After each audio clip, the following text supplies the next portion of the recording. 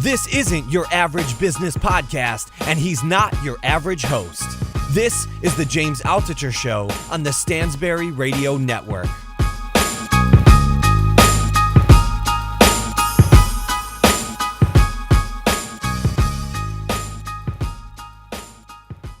You look at the stuff that's popular on LinkedIn, it's stuff about leadership, how to be happier, how to improve yourself, how to improve your chances at a job. I mean, I'm just riffing on this, but you see this as the executive editor of LinkedIn. By the way, I'm here with Daniel Roth, executive editor of LinkedIn. Welcome to the show. How are you, Daniel? I'm doing great. Thanks for having me. Oh, great to have you on. And I said this earlier, but thanks once again for making me a LinkedIn influencer a few months ago. It's been a great pleasure to write for you guys. It's been awesome. It's definitely one of the fastest rises to the top we've ever seen. Oh, good. I didn't know that. Yeah, absolutely. So you've got one. So you have one post that's in the top 10 right now, right? Yeah, of all time. That I know. So you're up against Richard Branson. You're up against some pretty big folks. So it's great. And then your pieces, we know when a Jim piece comes in, we're like, all right, we're going to have a massive traffic day. We know it's going to be a big day for us. Yeah, it depends. Like sometimes it's always interesting to me what gets popular on some platforms and what is not popular on others. Some things I've written that are like hugely popular elsewhere will only get like a few thousand views on LinkedIn. Other things get like 1.5 million views. Yep. So that's a huge success, particularly given that we live in a world where people don't really sit around and read that much.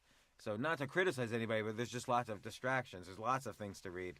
We know there are a couple things that we can consistently see people are coming to LinkedIn for, which is anything about technology. They care about where the world is going, and then management, leadership, how to further your own career, and how to help other people. So there's an incredible desire among the users and the readers on LinkedIn to get information that will make them better at what they do or what they want to do.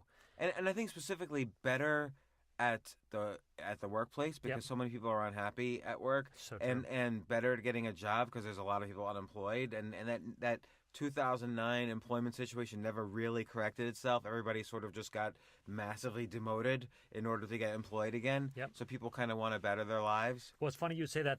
That we launched original content on LinkedIn in 2012 with just the influencers. Now anyone can write on LinkedIn. And we have different ways of promoting the influencers versus what members are writing.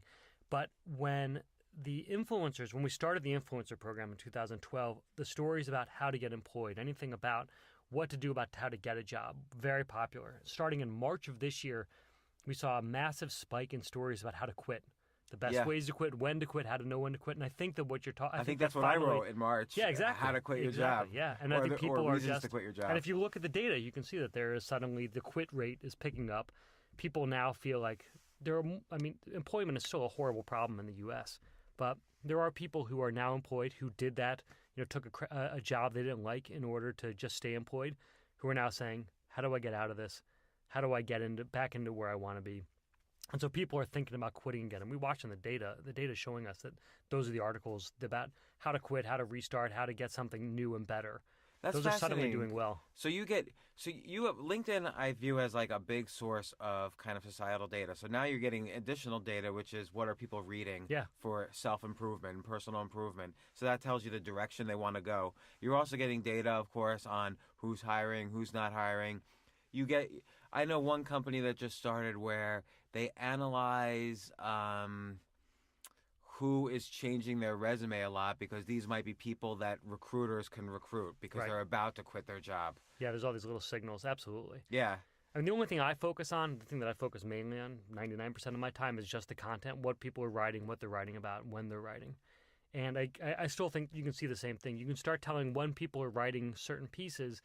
Are they big thought pieces? Are they trying to position themselves for their next job and they want to start defining themselves? Are they very industry specific, and are they doing it so that they can try to get invited to speak on podcasts and at panels? Or are they saying certain things to send signals to their employees or their employer about who they are, how they work? And you can start seeing, we're in the early days. We only launched original content for everyone in February, and it's been a slow rollout. Why'd you do that, by the way? Why did we do content at all? Well, why did you had the influencers, which, okay, I want to read Richard Branson's latest thing. I want to read Gary Vaynerchuk or Michael Azra, or heck, I wanted to be an influencer right in the beginning. But then why did you decide to become a huge platform, kind of like a Medium. Yeah. So I'll walk you through the process for content on LinkedIn, which I think is helpful for understanding why we decided to do it.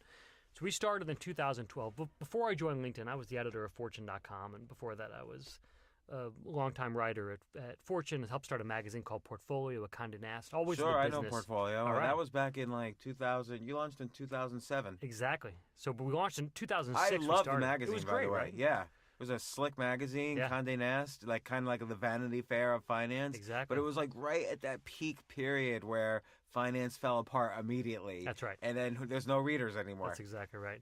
But it was a great idea. The year before, it was a great idea, but it was definitely the top. It was probably the last great magazine launch. You didn't have like a Rupert Murdoch who he launched Fox Business around the same time, but he was willing to put like $500 million to keep that going during the rough period. Exactly. No, so I left there and went to Wired after that, which was great. Also another Condé Nast magazine. But in the business media space, this was this kind of search for audience has always been an issue. How do we make sure we get the right people reading the right stories? And I joined LinkedIn in 2011, and with this idea of there was no content on LinkedIn at the time. It was the place you go to connect with other people like you. And honestly, I didn't use LinkedIn then. I only started using it when you became a content machine. Well, I think it opened up the LinkedIn to people who were not passive job candidates or active job candidates, but people who just cared about business. And so when we started with LinkedIn Today, which was a way to aggregate content from around the web. So we try to match the best headline to the right professional at a massive scale. And we did that exclusively for a little bit over a year. We got a lot of data. We understood we didn't even know what people wanted to read or like or share until we started doing that. From that, we knew that there were certain topics people cared about. The ones we just went over: leadership, management, technology, and then some really industry-specific ones. If you're in nonprofit, you care a lot about how to use social media better in nonprofit world. If you're in wine and spirits, you care about something. If you're in manufacturing, you care about lean manufacturing. Do you match people to articles? Yes. Yeah. So the idea is that we use algorithms and editors to do that kind of matching. The algorithms can do it at a massive scale. The editors can do it in more of a rifle shot, but it's always right on. Mm-hmm. And the algorithm is hit and miss, but always getting better. and the algorithm can do it across 300 million members. So the editors work really closely with the algorithm, the data scientists with the editors, and we try to get this system in place where we're getting the right headlines to the right people. In 2012, we realized though that there was a way here to get, once we had this massive audience, we knew people would want to write for it. So we launched the influencer program with about 150 people to start. Richard Branson, Barack Obama. This is right at the election. We had Barack Obama and Mitt Romney were both on there. And Richard Branson hit 1 million users before Barack Obama, Mitt Romney, all these guys. Oh, yeah. Well, it turns out he's like he is. When I was at Time Inc., everyone knew at Time magazine that if you put Jesus on the cover, it would be the best-selling cover of the year. And if you were if you put, Leonardo DiCaprio on the cover, it would be. Richard Branson is to business what Leonardo DiCaprio is to entertainment. And he looks a little like Jesus, so he's got the long hair, the beard. Yeah, but he wrote this one post that was it was like 250 words about happiness. You've really done your homework. Yes. And it got, I can't remember what the numbers are now, but it got something like 750 comments, and people were, and people aren't talking to Richard. They're talking to their own network when they do it. And so they're saying, well, here's what I think the secret to happiness is. But that guy can just spark a conversation. It's fascinating. Yeah, I guess because, to some extent you wonder, he made his first million, say, like in 1971. I'm making up a year. But with a guy like that, you wonder, is he still in touch with kind of the concerns of the common person? Or, like when he says, here are the 6 ways to be happy at work, is he really talking about the 6 ways people can be happy at work, or is he a little out of touch at this point? He is always I think one of the things that he does really well is he talks about things from his own perspective. He never says, here is what you need to do to be happy. He says, here's what I do to be happy. Here's what works for me. That's a very powerful technique. The best marketer in the world ever used that exact technique. and nobody ever guesses who the best marketer ever, so I'll say it is Buddha. So Buddha basically said to all his followers, don't believe me. This just works for me. You can try it for yourself and see what happens. And of course, Buddhism spread through India like in less than 50 years to, whatever, hundreds of millions of people. So I always think that's the best great. Marketing technique. That'd be a great post. If you haven't written that yet, you should All after, right, after we I'll record write that this, you should post. write that up. That would do well. Jesus has got some good marketing techniques as well. So Let's start with Buddha. Let's see how it plays. Right. Move That's on a to the little other safer. major religions. Yeah. Yeah.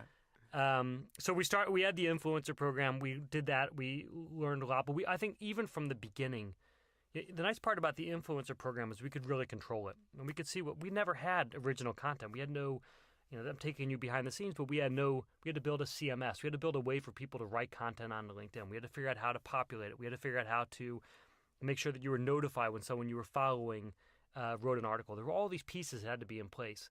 And once we felt comfortable that there was this entire loop, you write a post, you have your followers find it, they choose to follow you, they get notified the next time you write a post. We knew we had a real system, and from the beginning we wanted to open this up to everyone.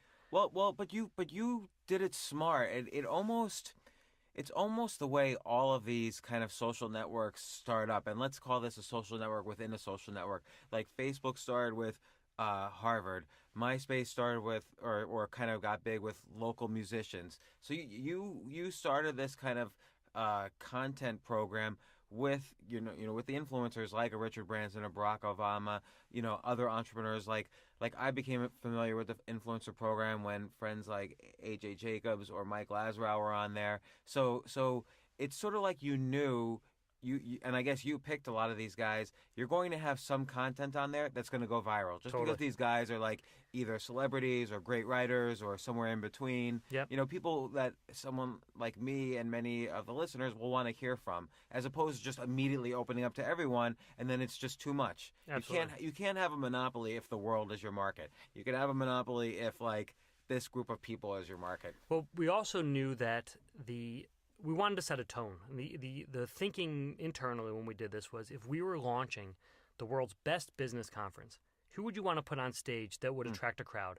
And that not only would attract a crowd, but that crowd would then go into the hallways and discuss it afterwards. And that's how we formed our list. And we put together this list and said, these are the people we'd want to hear from. And we wanted to set a tone. And I think the problem is if you just open to everyone, you can't. You can never control tone on a platform. This is a platform. People can write whatever they want. But the influencer set a tone and said, here's what people want to talk about. Here's the bar that you have to try to achieve to get to the top. And we knew that if we open it up to everyone at first, who would flood it. It would be social media marketers, people who understood how to do things like this.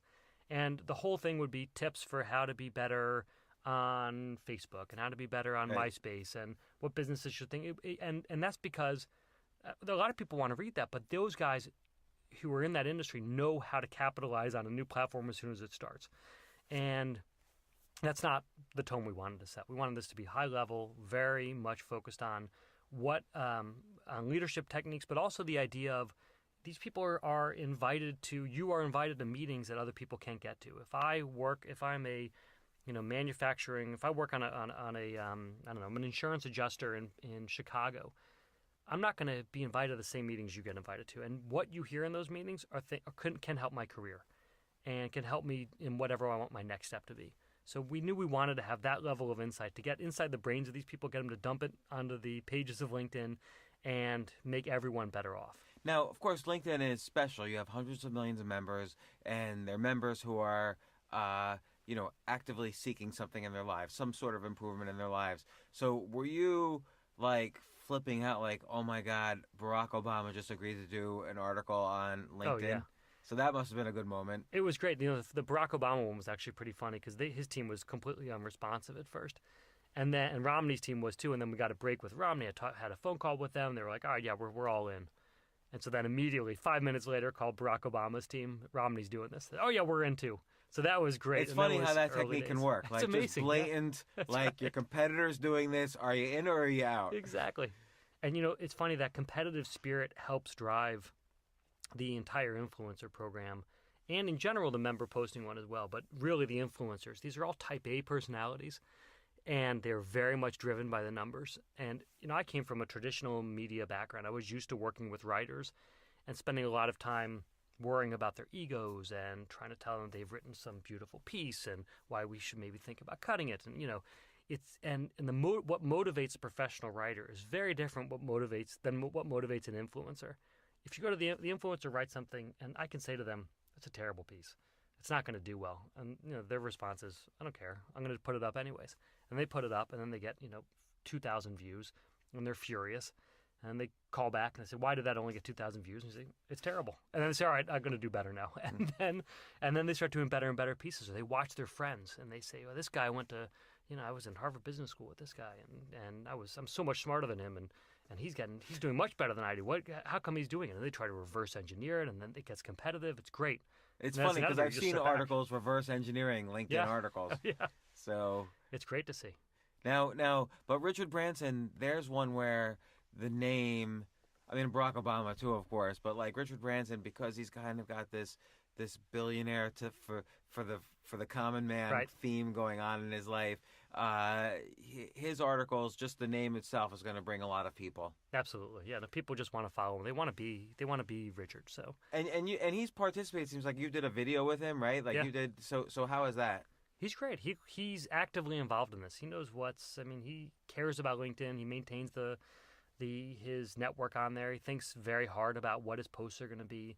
Every month we do a package of content that starts with the influencers, and the members join in, and he participates in every single one of those. Why does he do that, you think? I think because he realizes the power. He has more followers on LinkedIn than he does on any other social network. Yeah. These are people who he can see who everyone is. There's no anonymity. He knows exactly who his followers are. If he wants to get into the hotel space, which Virgin does, they can just go through and say, Richard has 500 followers in Phoenix where we're opening a hotel. We'll let them all know. Invite them in. A party. Have a party, exactly. So that's interesting, actually. That's an interesting use of LinkedIn. I've never thought of it that way. I guess your next book, you look and see. You go on book tours. You can. Let's say you had like X number of followers and you post a status update, and this could be anyone on LinkedIn. What percentage? So on Facebook, we know it's like if you have X number of followers, the organic reach is something like 2%. Yeah. And that's gone down just because there's so many more people and so on. What do you think the organic reach is on LinkedIn? I've never actually seen the number, but it's going to be very high. Mm-hmm. It is, for now, this is the people who are posting and posting well can get in front of everyone. And you're seeing a lot of members, especially members, realize that. A lot of influencers do it as well. JT O'Donnell is a careers expert, and she's a master of posting these kind of short form updates, what's going on. T. Boone Pickens that guy's a maniac. He's a maniac. He does great status updates. And people love him. He's like 81 years old. Yeah, exactly. And I've talked to his team. He knows another one who is like involved with what's going on here. Writes great posts. Just had a great one about why hiring the best people doesn't actually make for the best team. And that's like real world anecdotes about people he's hired and why they've worked out, even though they might not be the best in what they do. And so, you can still get in front of everyone, and they're very smart. You're seeing individuals who are realizing this, who are writing great posts to talk to their. What's interesting to watch is when they're talking to their companies, because everyone, if you're a CEO, there's a good chance that 90% of your employees are going to be on LinkedIn, and if they are connected to you, every one of your updates they're going to see. So you can have this kind of soft influence on your company by writing posts or doing status updates on LinkedIn. All of your employees see it. It's a way to gently guide them without sending that all internal email saying, like, here are my thoughts on, the Snapchat, where Snapchat is going, or here are my thoughts. Fascinating. Yeah. And some people are doing that. And then there are other people. There was a post a few months ago by a guy who was a butler. And this is just to be clear, these are not influencers. No, these are now it's just general anybody. members. That's right. Yeah. And there was a guy who was a butler talking about modern butlerhood, why he was getting angry that everyone thinks it's like Downton Abbey, but it's nothing like that, and here's what it's really like. And that's what I find rewarding about the non-influence, the push away from influencers. We have our influencers, but now when you open up to everyone, the serendipity starts happening, and you start getting these amazing posts from people who I never would have gone and said, let's let's figure out what butlers have to say. That would never have, in a million story ideas, it never would have come to me. Nor would you have read that if he had his own personal site about butlering. Exactly. You never would have Never even if it had gone viral, and you saw it on BuzzFeed, you never would have clicked on it. But on LinkedIn, it's a trusted site. Yes. So this is I constantly tell people, actually, don't necessarily blog on your own website. Go on a trusted site, and because that's where you'll be trusted, as opposed to yourowname.com or whatever. Yep. It takes years of being on trusted sites to have yourowname.com. Everyone starts off with yourowname.com, which is the wrong direction. That's right. There's a study, if you sell something on your own site versus selling it on Amazon, there's a 70% more conversion rate on ads and stuff if you sell it on Amazon, just because Amazon's a trusted site. Yeah, absolutely. It rubs off on you. There's no question you get a benefit. You get that kind of that kind of lift that comes from being on a place where people are. They know what it's about. And I think on LinkedIn, and we have studies that show this, that people trust LinkedIn because of the lack of anonymity. They also trust it because you only do one thing on LinkedIn. No one's posting cat pictures or pictures of, talking about what they did over the weekend. It's this is business, it's professional, that's it. How did LinkedIn over the years keep it that way? Potentially I could post about cats. Absolutely. Just like I do I don't on Facebook, but if I did on Facebook, I could do it on LinkedIn. Yeah. What stopped people? Was it the community, peer pressure almost? Well, number one, we've only had content. Members have really only been able to post rich media and long form post for, a year now. It hasn't been very long. We're in the early days. But what's interesting is the influencer program did help set a bar. And the commenters are really, they will jump in if they feel like something is not. Yeah, what's this doing on LinkedIn? Yeah, why is this here? I never expected it.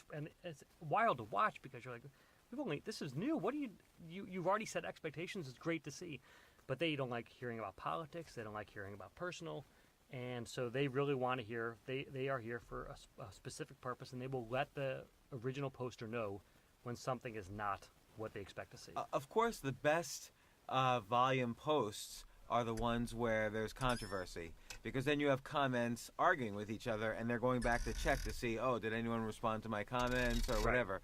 Like my article that was 10 Reasons to Quit Your Job this year, half the people liked it and half the people hated it, but they all visited the article, and they all argued with everybody, forever on it. Yep. So sometimes the most controversial will get the most views. I've noticed that over time.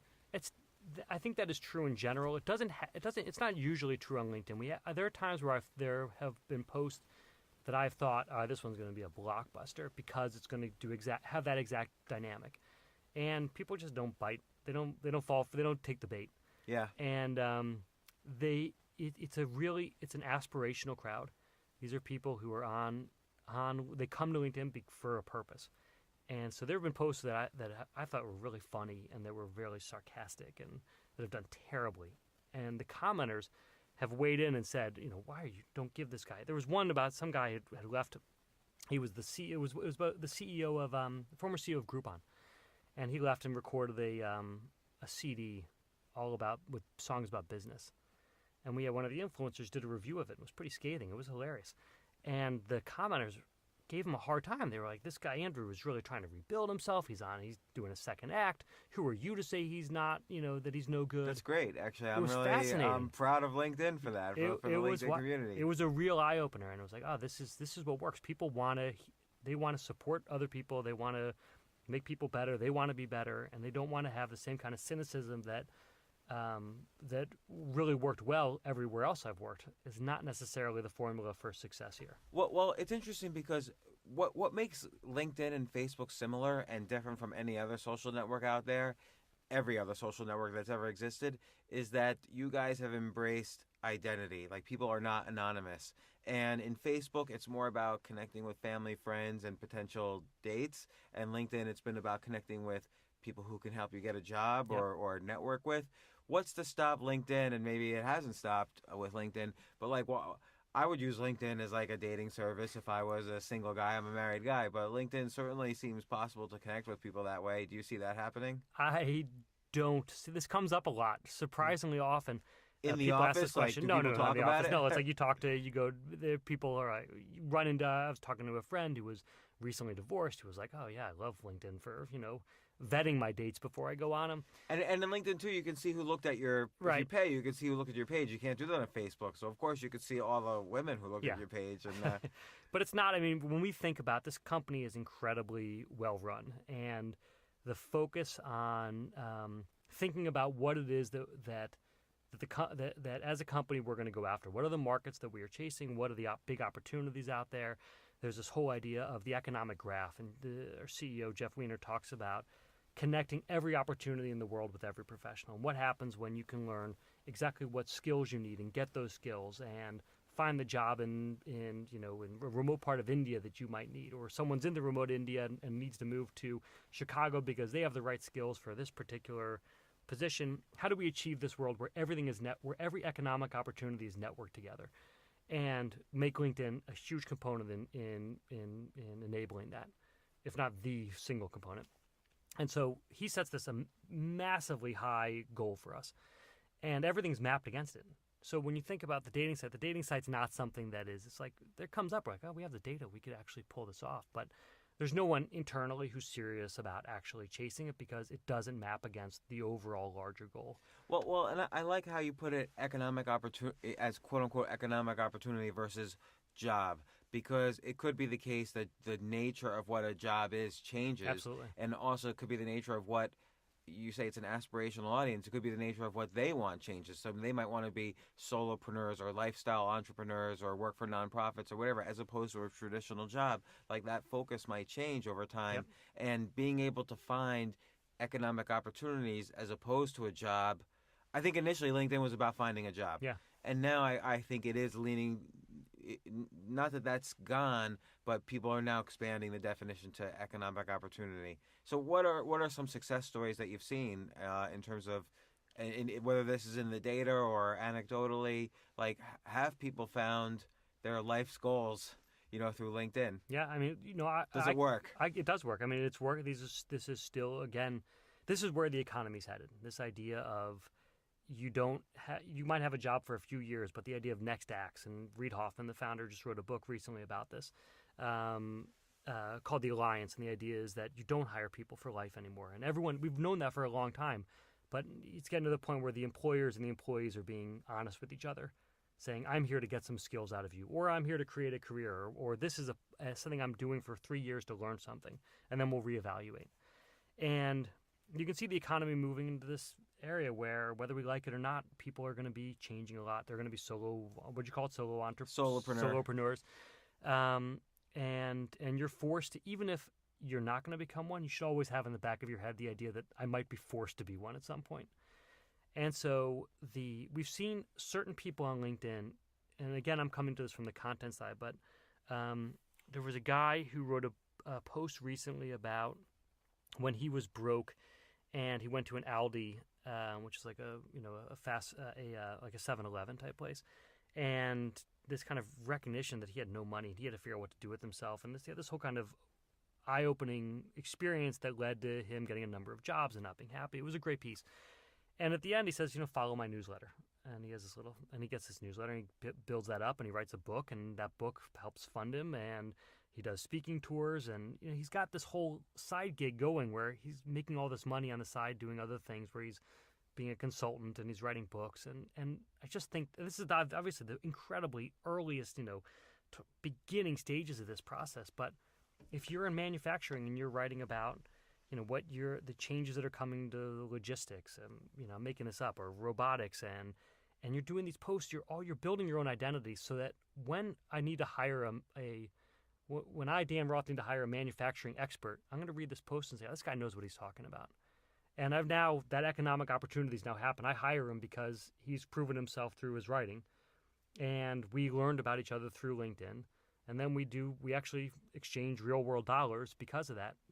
That's how the economic graph starts coming into reality. I mean, do you have any data right now over the years how many jobs LinkedIn has resulted in? I'm sure we do. I think we do. I don't know, but I don't actually have that sitting here right now. I can get back to you with that. That would be an interesting statistic, just because that was, again, the initial goal. Right. Say, was to hook up potential employees with recruiters or HR personnel or whatever. Yep. But like you said, now I think now LinkedIn as kind of this ecosystem has created a lot more opportunities. So here's a guy who, so writing is always important, like the ability to whether express yourself in 140 characters or a Facebook status or now a LinkedIn post. Being good at that will create opportunities for you. Absolutely. And I think you see that with the Butler example and with the example you just said. These people create a brand. Yep. Absolutely. We said there was a lawyer recently in Chicago who did a post and was then invited, but LexisNexis reached out to her and said, "Can you write this for our blog? We saw this thing; it was great. We want to run it here." And you just start getting these. You have ways to reach. This is a lawyer who would not have. This post was about a very arcane part of law. It was not saying that would have been, maybe not have been found elsewhere, but it reaches people through LinkedIn. Because we can apply our network effect to your great thinking, it can spread in a way that it couldn't have spread before. Sure. If I were a lawyer, I would every day take a question that I was asked over the past week by one of my clients and write the whole answer for free and put it on LinkedIn. Genius. Absolutely. As much free content as you give out, and this is just sort of general advice, the more clients you will get. Yeah. And every lawyer should be doing that. Yep. But lawyers are afraid to share because they think people are going to steal. Yeah. But, that's changing too. Absolutely. My wife is a school consultant in Brooklyn, and she recently started a blog where she just interviews school leaders. She puts it up on her site. She puts it up on LinkedIn, of course. And the amount of viewers she's getting to these are well beyond what she could have gotten if she'd given a speech at some local community center about how to think through, public school choices. Do her LinkedIn posts beat her blog posts in traffic? Oh, by massive numbers. Just like a lawyer, if he was on LinkedIn, they're going to beat I never read a blog on a law firm site, but I'm going to read a LinkedIn post. That's right. And what's nice about it is that it's tied to your identity. And I think this is something that people struggle with, especially lawyers, accountants, is that if you write a post in third person, and if you write this kind of denuded post that doesn't have any personality in it, it's not going to do well. People they want to learn from you. They don't want to learn from your company or your LLC. They want to hear what you have to say as an expert, and they want to hear your voice. And that takes some getting used to. You're used to it. You write in first person without a problem. You open your kimono, you reveal everything about yourself. Yeah. And almost in ways that, I want to close one eye sometimes when reading some of your posts because they're so raw and honest. I've lost all my friends and family since I started writing, but fortunately I have new friends and family. That's right, you get new ones. But it honestly is one of the biggest pieces of advice that I give new writers who are writing on LinkedIn and other places. Coming from the business world is you have to be willing to talk about yourself. You have to be willing to admit mistakes. People love hearing mistakes and how you overcame them.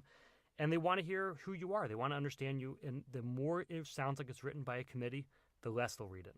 That's totally true. And nobody wants to read from a pedestal either. So yes. Meaning if you're standing on your pedestal saying, here's the 10 ways to be, the greatest CEO in the world, no one's going to want to read that either, particularly because most people who write those have never been CEOs of anything. So, right.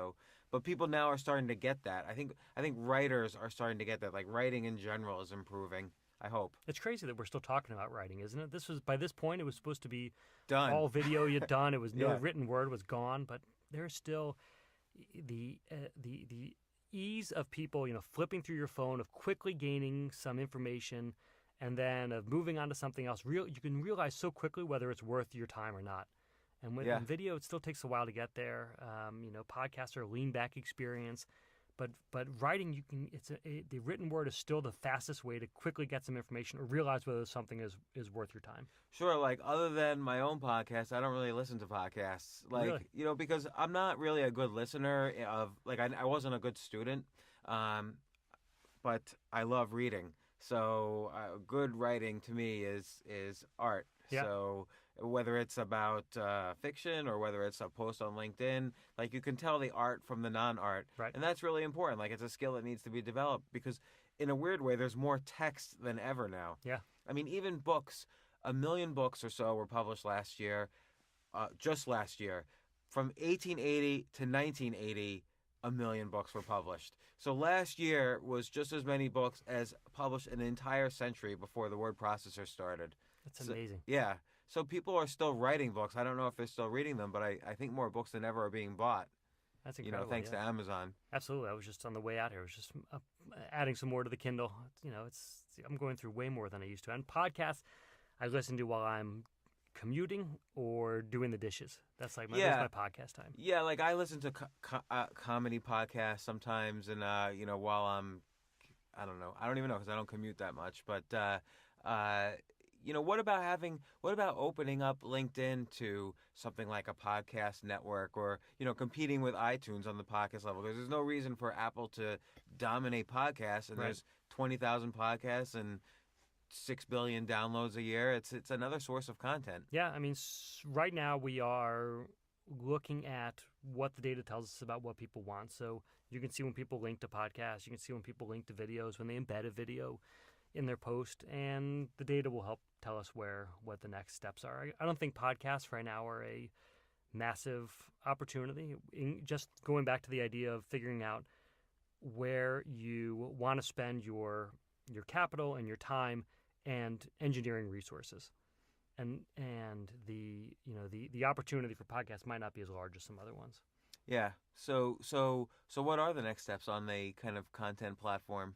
I think we want to make sure that we are getting better about.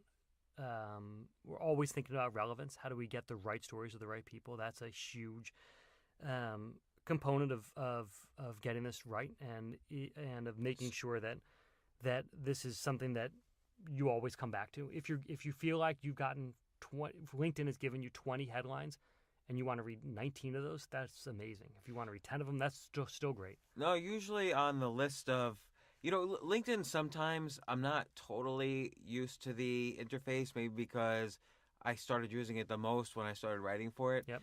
So sometimes, depending on what device I'm using, I'm getting a different interface. But usually I see a list of articles somewhere, and they usually are articles I'm interested in. Great. Like I click 2 or 3 times every time I go there. Well, it should be getting. I mean, there is a lot of brain power being put behind that right now. And then the other one is, the look and feel of this. We want to make sure it's always getting better. That the reading experience is better. That the writing experience gets better.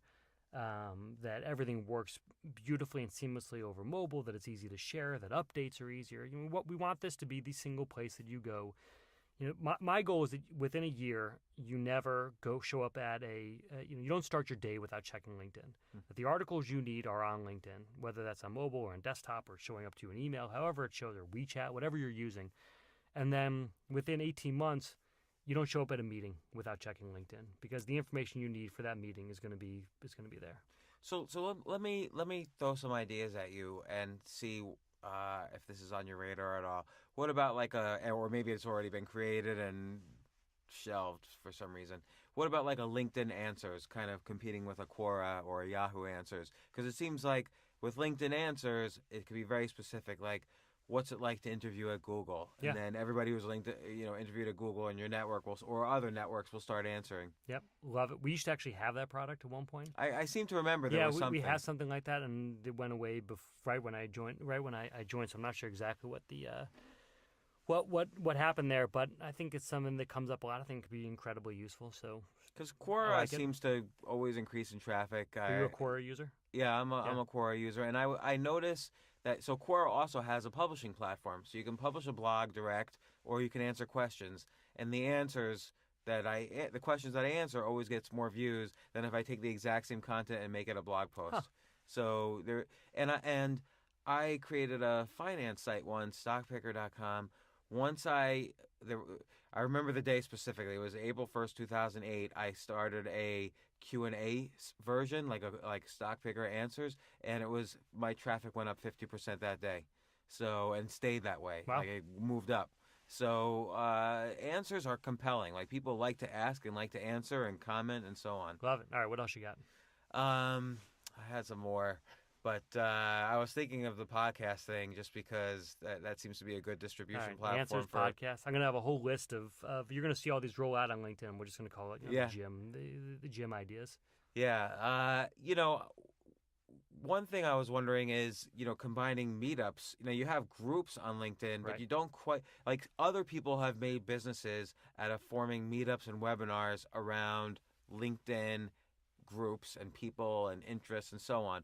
But you guys haven't gotten into that space as much. Yeah, I think a lot of our thinking around that is how can we enable other people to do it well? And are there APIs that we can offer them, or are there ways that we can make sure that if you're going to do a meetup that that is around a LinkedIn group, you have the resources you need to get there. I'm not sure I'm not sure how many people have used them or exactly how they work, but I know this is a constant thought. We realize that this has a real world component to it.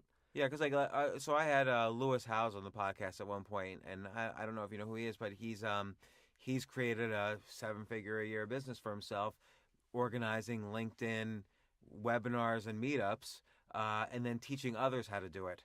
So he's a really good guy. I could always introduce you if you want.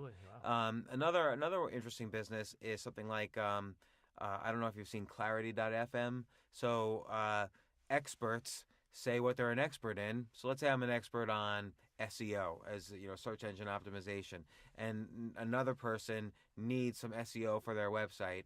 I can call the SEO expert through Clarity.fm and pay per minute. He lists his price per minute, and I could pay him. So LinkedIn right now is, you could almost think the original purpose, which is hooking up potential employees to HR personnel, that's almost become an old-fashioned purpose. And you even said that, use that in your language by calling it an economic opportunity rather than a job. But what about really creating the economics on LinkedIn? So let's say, I'm on the board of a public company. Someone wants to talk to a guy who's been on the board of a public company. I say, right on my LinkedIn profile, if you want to talk to me, it's $1,000 an hour. And people call up, and you work out the economics, and the payment happens, and it's a trusted site. So that's a moneymaker. Yeah. And everybody trusts LinkedIn as these are the valid resumes, and there's also comments and endorsements. So everything's taken care of to exactly set this up, except for the payment system. And it's super interesting. These are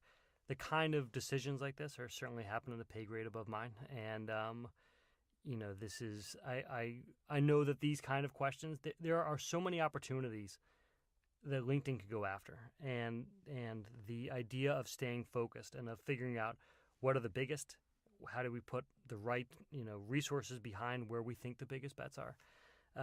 Is something that consumes a lot of senior management time. And so I just don't know where these fall in terms of priorities. Another one is you have SlideShare, which is really powerful. Like a lot of authors use SlideShare now to market their books.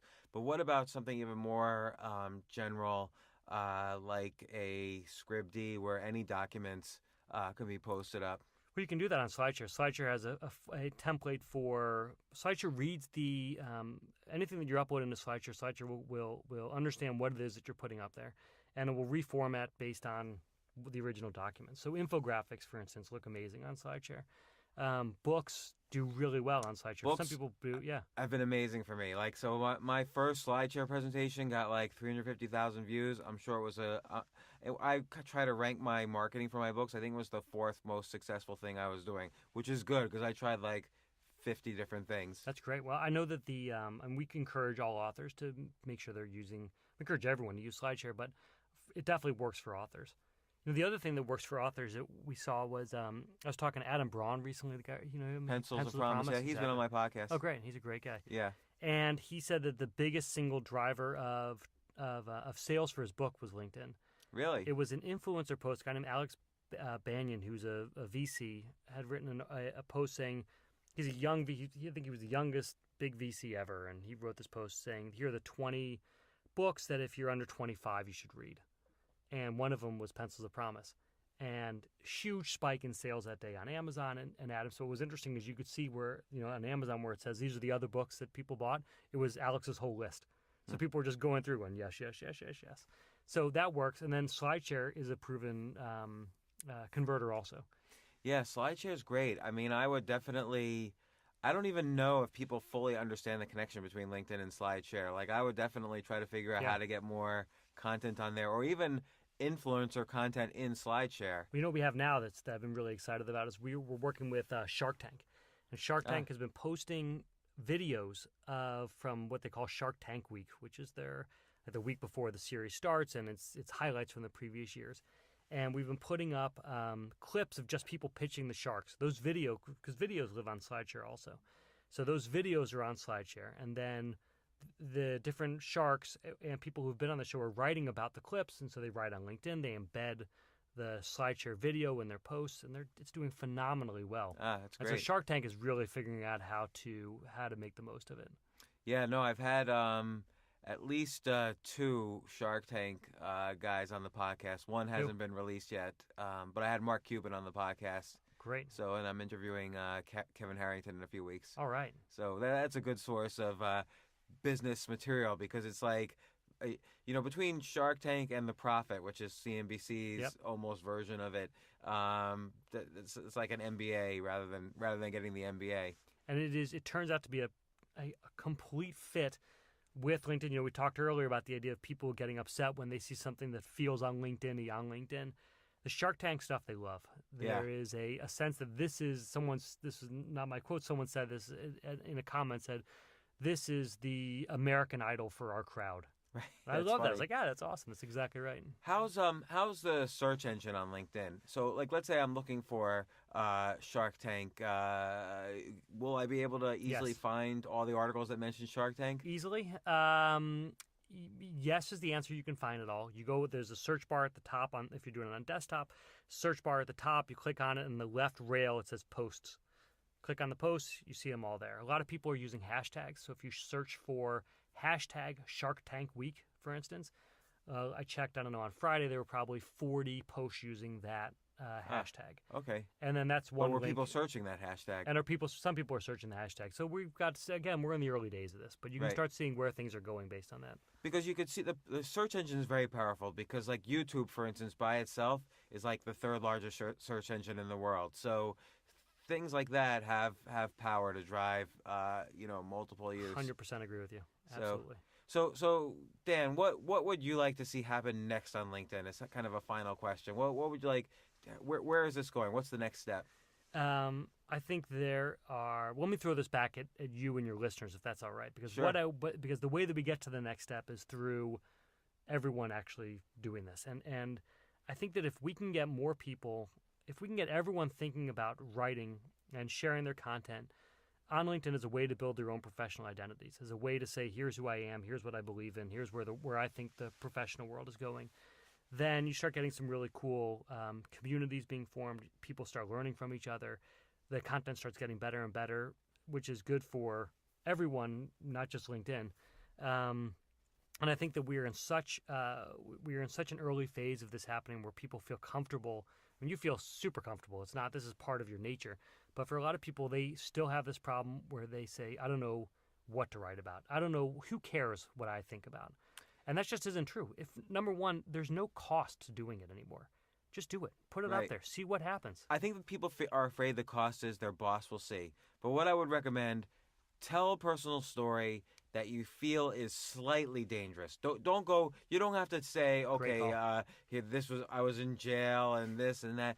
Do something that was write something that's slightly dangerous, that you're slightly afraid to publish. Yes. And just try that first and see how it feels. You take it down a day later if you're too uncomfortable. But challenge yourself to be dangerous. The other thing I would challenge everybody to do is, on LinkedIn right now, it's very easy to put your resume. Try an article where it's not writing. It's just a simple list. Here's 100 things about myself that are not going to be in the resume. Because then that's something, and if I'm an employer, I can say, okay, well, here's the resume. They know how to do it. But now I want to see, oh, this person likes Star Wars and likes these websites and has this, likes these foods and whatever. So absolutely. All these things that I would have to normally piece together through Facebook and Twitter and whatever. Now I could just see it side by side with the resume. Yep. Someone wrote to me and said that became, that list of 100 items that this person wrote was more valuable than the resume for employers. That's wild. So I challenge people to use the LinkedIn platform for that. Yeah, that's great. Well, Daniel, thanks a lot for coming on the show. It's been really great, and then you guys are doing amazing things at LinkedIn. And like I said, I wasn't a believer in LinkedIn, let's call it 4 years ago, but now I am. It's been a big part of my life. Excellent. Love hearing that. Well, thanks again for having me. Yeah, thanks, Dan. For more from James, check out the James Altucher Show on the Stansberry Radio Network at stansberryradio.com and get yourself on the free insiders list today.